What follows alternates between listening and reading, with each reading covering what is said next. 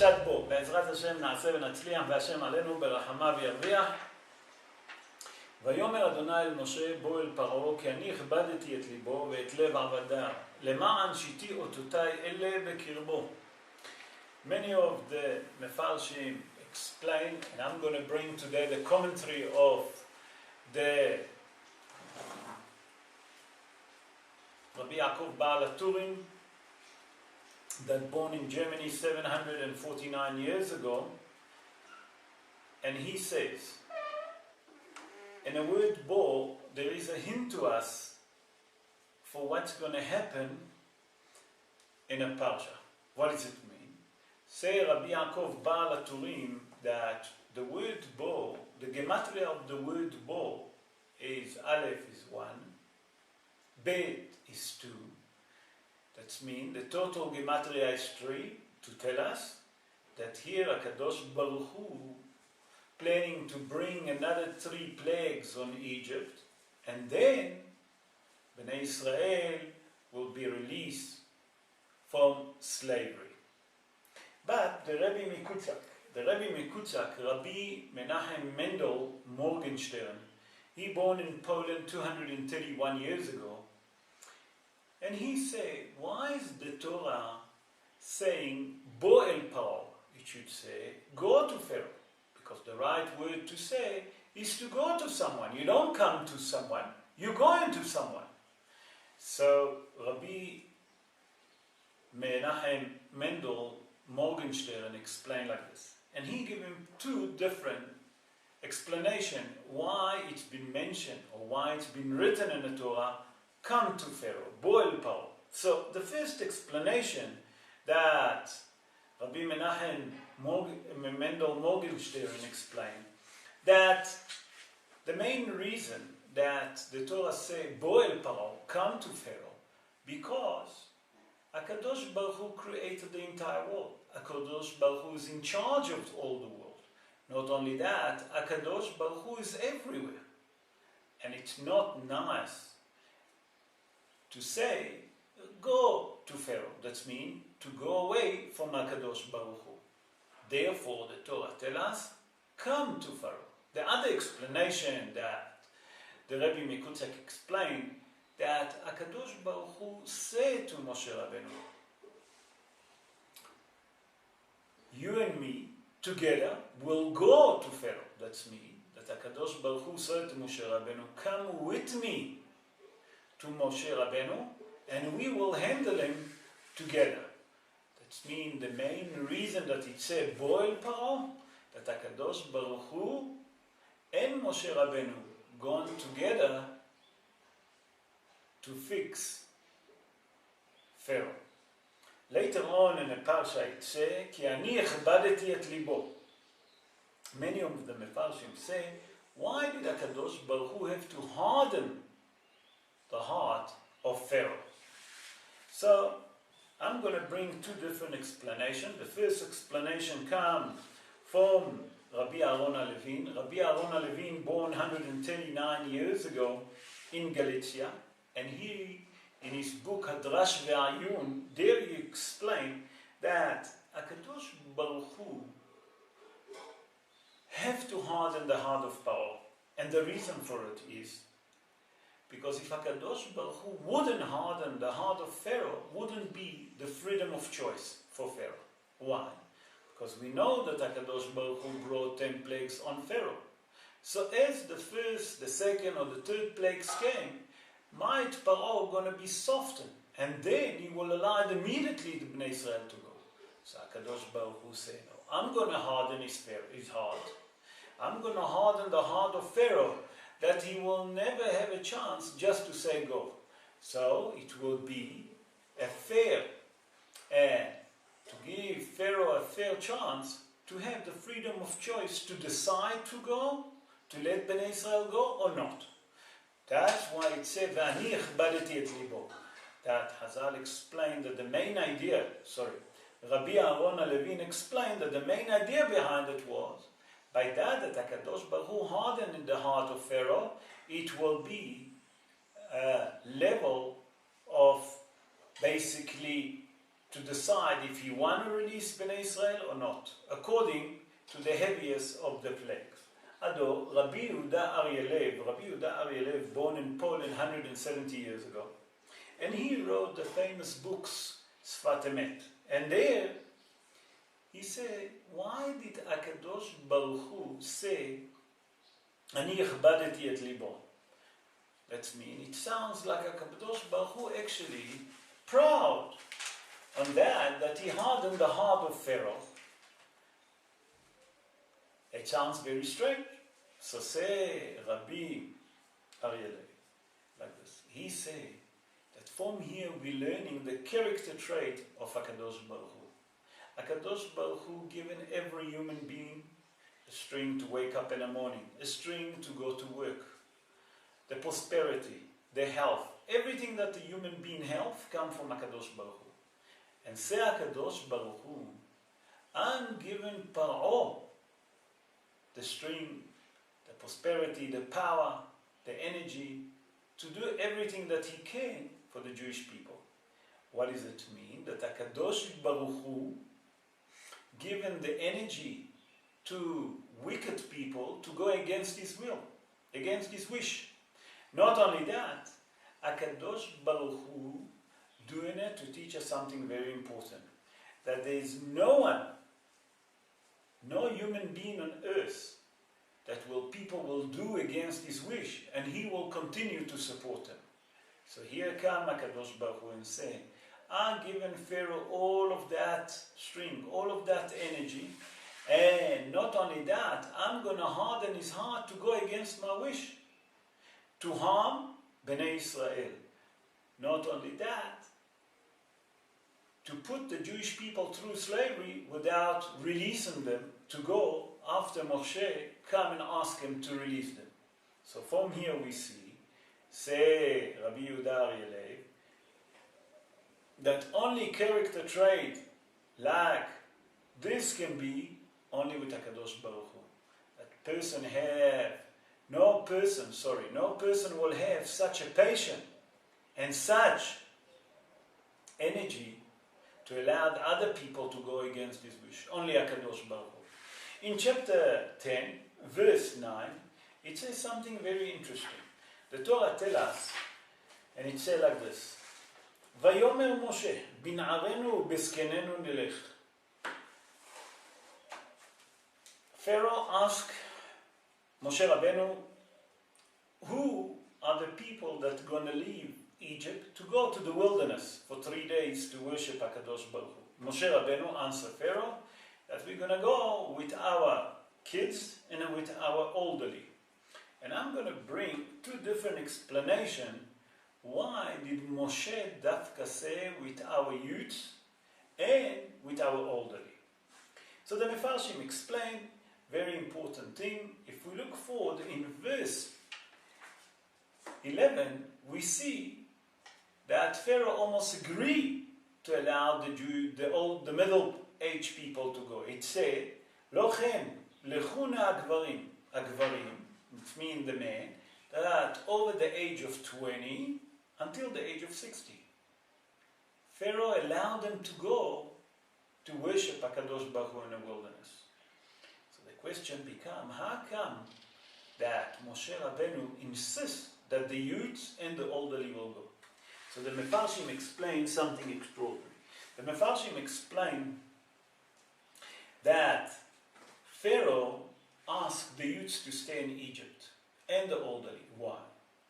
Because he knew that if the people going to leave between the age of 20 to the age of 60, nothing going to be left anymore from the Jewish religion. What does it mean? That there is no one to direct the youth how to continue with Yiddishkeit. So therefore, come Moshe Rabbeinu and said to Pharaoh, we're going to leave not only with the middle age. When I say middle age, again, I repeat, to the age of 20 to 60, we're going to leave with the youths, those that younger than 20, and those that older than 60, for the simple reason that if we leave them behind, there is no more future for that generation. They don't know how to serve HaKadosh Baruch Hu. In few years, all the heritage going to disappear. That's how the Mefarshim explain. Ado, Rabbi Yaakov Baal HaTurim says something extraordinary.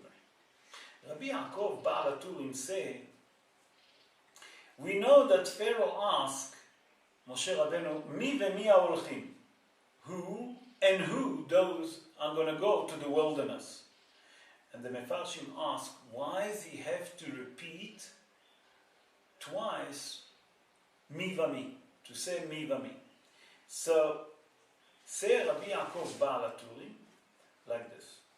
Here, Pharaoh, that was a bigger wizard, a witchcrafter, he saw in a star that from all of that generation that gonna go on Exodus to the wilderness, only 2 people will enter Eretz Israel. Mi v'mi. That's why he mentioned 2. And here referring to Yeshua bin Nun and Kalev ben Yefuneh. So he is saying to Moshe Rabbeinu, Pharaoh said to Moshe Rabbeinu, from all of that generation that you're planning to take out of Egypt, and you're planning to bring them to Eretz Israel, only 2 will merit to enter Eretz Israel from that generation. Say Rabbi Yaakov Baal HaTurim, that's the reason that Moshe Rabbeinu say to Pharaoh, Bin'arenu. What it means, Bin'arenu? Those are less than the age of 20, with them we're going to enter Eretz Israel. With them I want to go. Why? Because the Gemara in Masechet Baba Batra, in page Kuf Kaf Aleph, Amud Aleph, that's mean 121, folio 1, the Gemara tell us that those that was below the age of 20 and those was above the age of 60, those people merited to enter Eretz Israel. All the rest, except Caleb and Yoshua bin Nun, Caleb ben Yefuneh and Yoshua bin Nun, all of them die in the wilderness. So immediately Moshe Rabbeinu saw what Pharaoh referring to, and immediately answered him, Bin'arenu, those that are younger than the age of 20, and those that older than the age of 20, with those we're going to go, and with them we're going to inherit the land of Israel. Now we can understand why did Moshe Rabbeinu insist that with the young and with the youth. In verse 10, it says something very interesting. The Torah tells us that Pharaoh says something very interesting to Moshe Rabbeinu and to Aaron HaKohen. And what does he say? Vayomer alehem, yehi chen Adonai imachem, kaasher eshalach atchem, ve'et apechem, re'u ki ra'a neged penechem. Here we see that Pharaoh saying to Moshe and Aaron HaKohen that look, when you go to the wilderness, a sea and a star. We know that Pharaoh was also, beside being such a big witchcrafter and such a wizard, he was also looking at the star. That means that he was an astrologist. And he says, like this, and Rashi bring the Midrash Agedah, that Pharaoh said to Bnei Israel, to Moshe Rabbeinu and to Aaron HaKohen, I see in a star, that's a star of blood coming towards you. What it means, a star of blood? That means I see a bad luck coming towards you, and a lot of blood going to be spilled in the wilderness. And the Midrash explained that Pharaoh referring to the sin of Het HaEgel, as we know, that after Bnei Israel sinned by the golden calf, HaKadosh Baruch Hu wanted to wipe them off. But Moshe Rabbeinu stood up and davened to HaKadosh Baruch Hu until HaKadosh Baruch Hu forgive Bnei Israel. And he says, Salachti kidvarecha, as it said there, that HaKadosh Baruch Hu forgive Bnei Israel. But the decree was still on Bnei Israel. What does it mean? That still blood supposed to be spilled in a wilderness. So the Midrash say, where does it happen? The Midrash say that the blood been spilled when Bnei Israel was ready to enter Eretz Israel.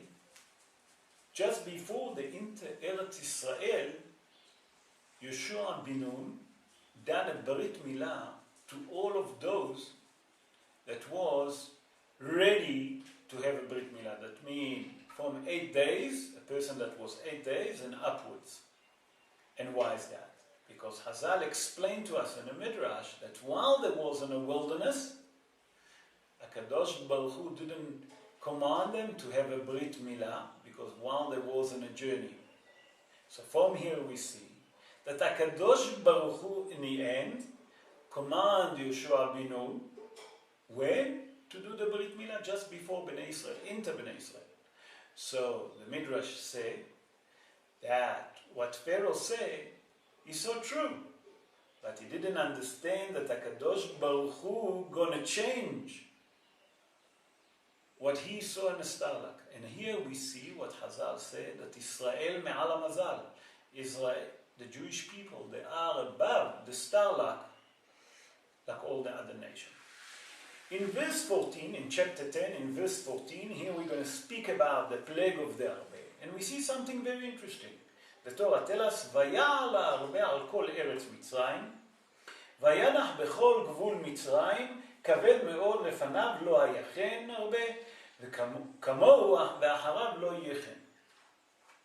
Here we see that HaKadosh Baruch Hu punished the Egyptian with the plagues of the locusts. As you all know, that every plagues that HaKadosh Baruch Hu brought on the Egyptian is midah keneged midah, a measure for measure.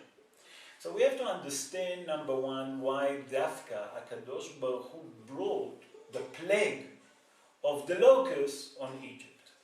But before that, I would like to share with you some general knowledge regarding the locusts. Hazal tell us, and the Mefarshim explain, that if you take the locust and you turn it on his stomach, you see the letter Het on his stomach, the shape of the letter Het on the stomach of the locust.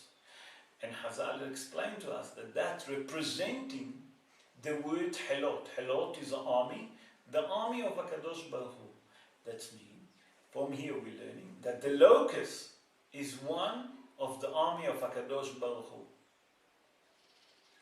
But Hazal explained in the Midrash that, in telling us that the locust that HaKadosh Baruch Hu brought on Egypt was number of different numbers of locusts. And I'm just going to bring a number of them, the name of them. One of them is the Arbe, the Yelek, the Hasil, the Gazam. And each one of them done a different job. And HaKadosh Baruch Hu brought this kind of a plague on an Egyptian. It's a measure for measure. And Hazal explained to us that the Egyptian forced the Jewish people to become now farmers, to farm and to plow, to harvest the field, the garden, the orchard, the vineyard of the Egyptian.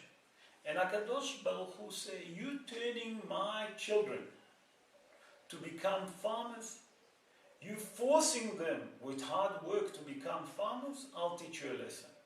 I'm going to send you someone, and he's referring to the plague of Arbe, that's going to destroy all what you force my children to do. And Hazal said that at the beginning come the Arbe and started slowly, and he eaten all the soft part, that means the grass.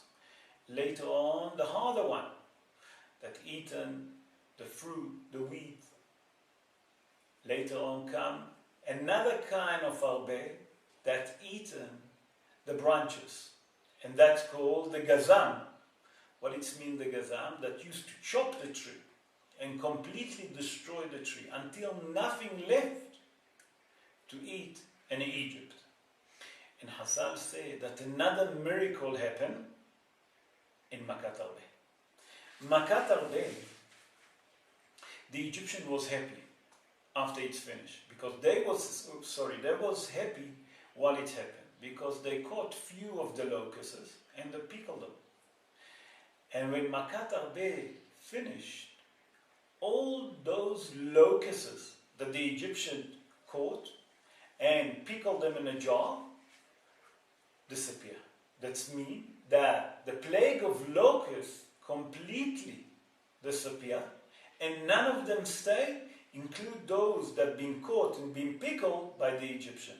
That means that the Egyptian never have any benefit from the plague of Arbe. That's right. Let's continue. Let's go to verse 22. In verse 22, we're going to speak about the plague of darkness, Makat Hoshech. And there we see something very interesting. And the Torah tells us like this. ויט משה את ידו על השמיים, ויהי חושך אפלה בכל ארץ מצרים 3 ימים. Rashi HaKadosh says something very interesting, that the plague of Hoshech been split to two different plagues. The first part of the plagues, that means the first 3 days of Makat Hoshech, was a darkness that no one can see each other. What does it mean? That no one can see each other, no one can feel what's cooking on. And why is that? Rashi explain and bring the Midrash that in Makat Hoshech, HaKadosh Baruch Hu killed 80% of the wicked of Bnei Israel that didn't want to leave Egypt and wanted to stay in slavery, didn't want to go for freedom. HaKadosh Baruch Hu killed those wicked people, but he didn't want to embarrass them.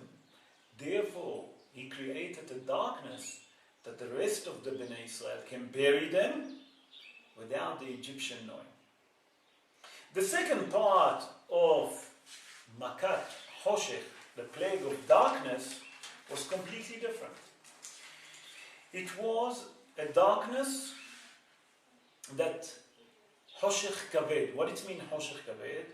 A very thick, very heavy darkness. And Hazal explained to us that if a person was standing, for 3 days he couldn't sit. A person that was sitting couldn't stand up for 3 days. A person that was lying down couldn't get up for 3 days.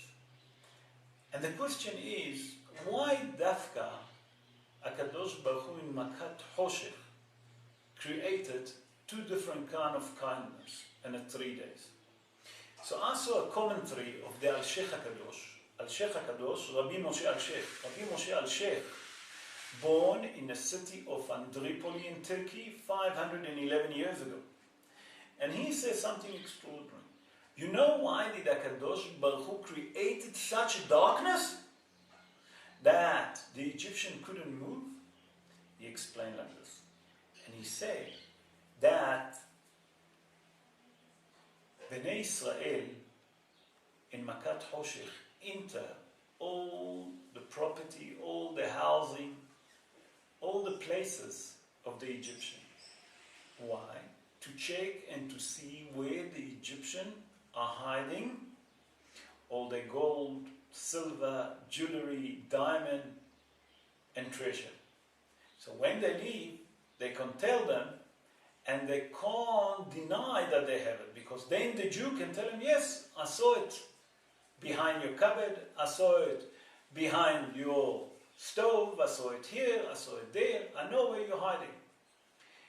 So, say Rabbi Moshe Al-Sheikh, that HaKadosh Baruch Hu created such a heavy darkness that the Egyptian, on those 3 days, even if they see that the Jewish people, or can hear that the Jewish people entering their house, cannot try to resist, not try to stop the Jewish people from entering their own property, their own house, to check where they're hiding all the jewelry and the gold. Now, we say that every plague that HaKadosh Baruch Hu brought on the Egyptian, there is a measure for measure. So what was the measure for measure to bring the plague of Hoshech? So Hazal teaches us in a Midrash that the Egyptian was so wicked that at night, when the Egyptian used to sit to eat, or when they used to have a feast or a party, they turned the Jewish people to become a candlestick. That means that they put the candlestick on top of their head. And not only that, the hot wick used to melt on them and burn their face, burn their head, and they couldn't move, because if they would move, the Egyptian will chop the head of Bnei Israel. So HaKadosh Baruch Hu said, measure for measure. You wanted light. You turn my children to become holding your candles. I'll teach you a lesson. I'll bring on you Makat Hoshech, a plague of darkness, the same like you asked them to light your darkness. Now I'm going to bring on you this kind of a darkness. In chapter 11, verse 6, we see something very interesting. The Torah here speaks about the last plague, and that's considered as the plague of Makat Bechorot, the plague of the firstborn. Let's read and we'll try to understand. והייתה צעקה גדולה בכל ארץ מצרים, אשר כמוה לא נהייתה, וכמוהו לא תוסיף. Here the Torah tells us that in the plague of the firstborn was a shout, a scream, but the Torah referred to it in Hebrew we call it Lashon Nekeva. That means that in a action like you're speaking to, like you're referring to a woman. And the Mefarshim ask, how come that when the Torah writes Sa'aka, it's referring to a woman? The Mefarshim explain that on this plague, on Makat Bechorot, the firstborn, HaKadosh Baruch Hu revealed the immorality of the Egyptian woman. And what's happened? The Mefarshim explain that in Makat Bechorot, and a plague of the firstborn, every firstborn from a father or from the mother will be dying. And what's happened? In one house, suddenly they can see that more than one child died.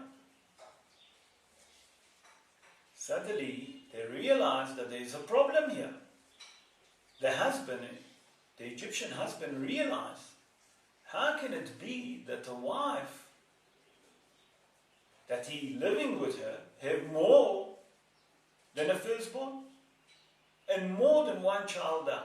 So they start to realize that the wife having a forbidden relationship with other men, and they fell pregnant, and as a matter of fact, those child they firstborn to another man. And then they start beating their wife. And that's where the screaming comes. So here, HaKadosh Baruch Hu, number one, show and expose the immorality of the Egyptian woman, said the Mefarshim. And that's why it's in the Torah Tza'aka, referring to a woman, that all the Egyptian women start screaming because their husband was beating them after they realized that they all was cheating on them. Number two, HaKadosh Baruch Hu here show that he's in control and he knows exactly who's the firstborn. In many countries, people think that they know how many people there is in their countries, but they don't know who's the firstborn. Here HaKadosh Baruch Hu not only that show that he knows that he's the creator, he knows exactly who's the firstborn from the father and from the mother, and even to expose the immorality. And what is the measure for measure? We say that every plague have a measure for measure. Chazal tell us that the Egyptian, the plague that was the decree on the Jews to kill every male that born. HaKadosh Baruch Hu said to Pharaoh and his nation, you wanted to kill my own children, my own boys, I'm going to kill the firstborn on all the Egyptians. And Chazal tell us that even if it was a firstborn out of the land of Egypt, even that he wasn't in Egypt, and also that person died. Not only the firstborn of the Egyptian that was in Egypt only died, even those that wasn't in Egypt, also them go die wherever they was. So from here we see that HaKadosh Baruch Hu paid the Egyptian measure for measure. They wanted to kill all the male of the Jewish people in Egypt. HaKadosh Baruch Hu killed the firstborn of them anywhere and everywhere in the world, not only in Egypt. And Be'ezrat Hashem, the same like HaKadosh Baruch Hu done those great miracles, such a beautiful miracle, HaKadosh Baruch Hu will show us, as Hazal say, Yar'enu Niflaot. HaKadosh Baruch Hu will show us those miracles and a final redemption. Please God, speedily in our day. Amen. Ken Yehi Ratzon.